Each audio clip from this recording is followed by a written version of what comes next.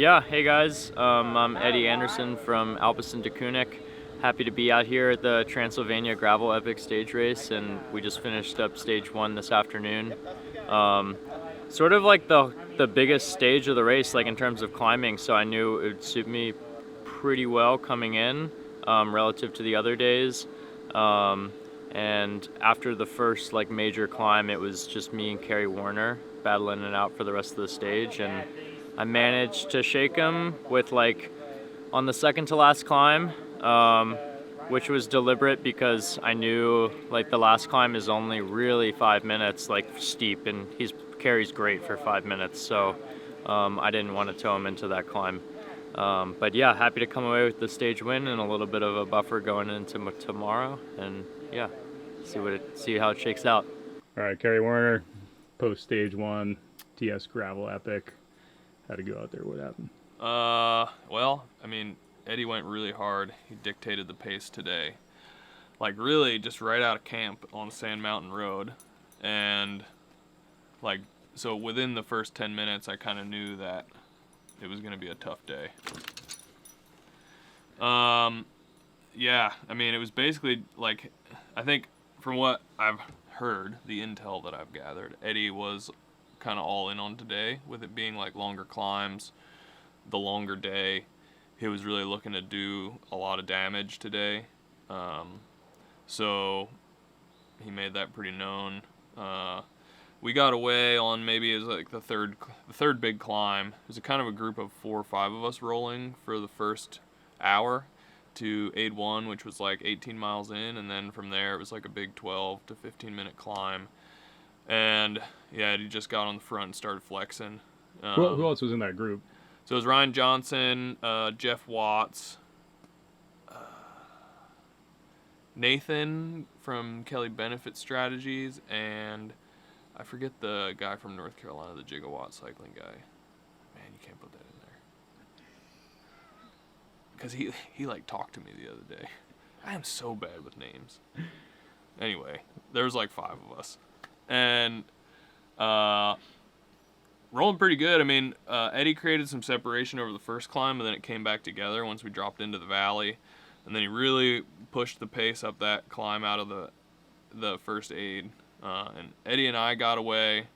He slowed up just enough that I could like really get on the gas over the top and like connect. And then like he kept doing that as were rolling back towards aid 2. He would like gap me, like 5-10 seconds up the climb, and then he'd like soft pedal over the top so I could catch back on. And to catch back on, I kept having to like go a bit harder, and that wore me out big time. So coming into aid 2, Eddie had like maybe a 30-second gap and kind of made a dingus move, and I was like, latch back on, and I skipped the aid and just like ripped through it.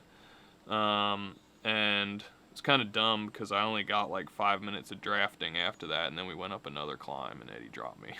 So yeah, from basically mile 40, I was by myself.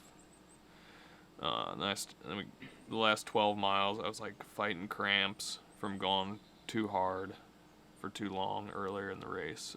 So then I was like always looking back over my shoulder. It's like a 10-mile climb from mile 50 to like 61 or something, and kept looking back over my shoulder waiting for third place to reel me in, but held him off.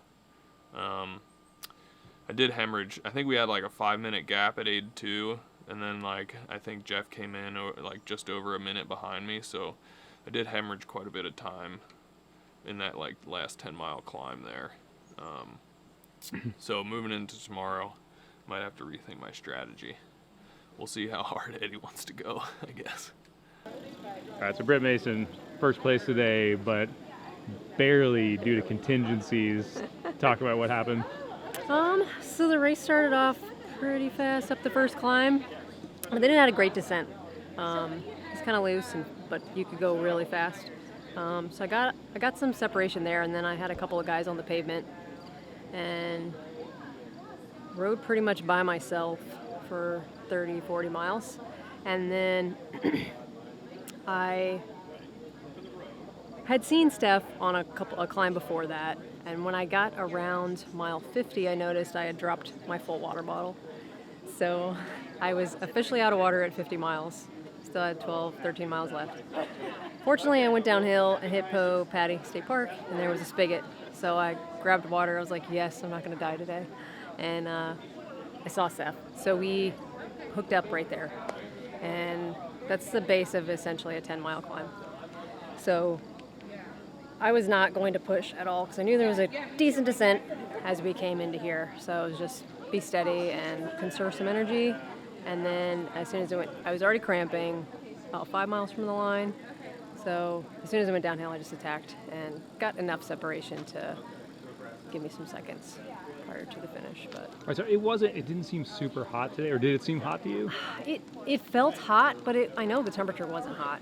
It seemed like cramping went around. I think it was So effort was going on? based because I've almost doubled my salt intake for racing now, and I usually I haven't had an issue for a couple of months, and I cramped. So I was just drinking plain water, whatever. But when I dropped my bottle, I lost all those calories and salt. But I don't know. Yeah, the front guys were cramping too. So Weird. yeah, hopefully it doesn't happen tomorrow. All right, hope not. All right, thanks. So you almost got up to Britt by the end of the race today. So talk about what happened. on your Yeah, end. so Britt and I are very familiar with each other's strengths and weaknesses. We've raced on Zwift, we've raced on the road, and we see each other a fair amount in gravel races. Since she comes from mountain bike, I know she can descend the pants off of me, and I have a little bit of an advantage on climbing. So kind of the first climb right out of here, got a little bit of a gap, but not enough of one, and I wasn't with any dudes, so came up to me and we were riding until the descent when she dropped me like a stone. But yeah, kind of in the valley there on the false flat up was with a pretty big group with a lot of other women, and we got to the next kind of big climb and started closing that gap.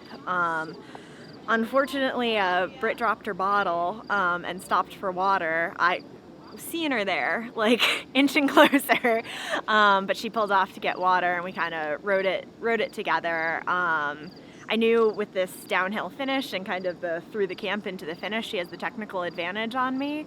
And yeah, so I kind of knew how it was going to end and figured it was a long, long day. And also, she had a misfortune with her water. I didn't want to try anything. That would be kind of shitty. So what was the gap in the end? It was, basically maybe 20 seconds or Oh, so you're right there. Okay. Yeah, I was around that little hut there when she was coming through the line, because, yeah, I don't have her cyclocross or mountain bike skills. So what's the plan going into tomorrow now that it's almost even? Yeah, go hard. Hopefully I'll recover well.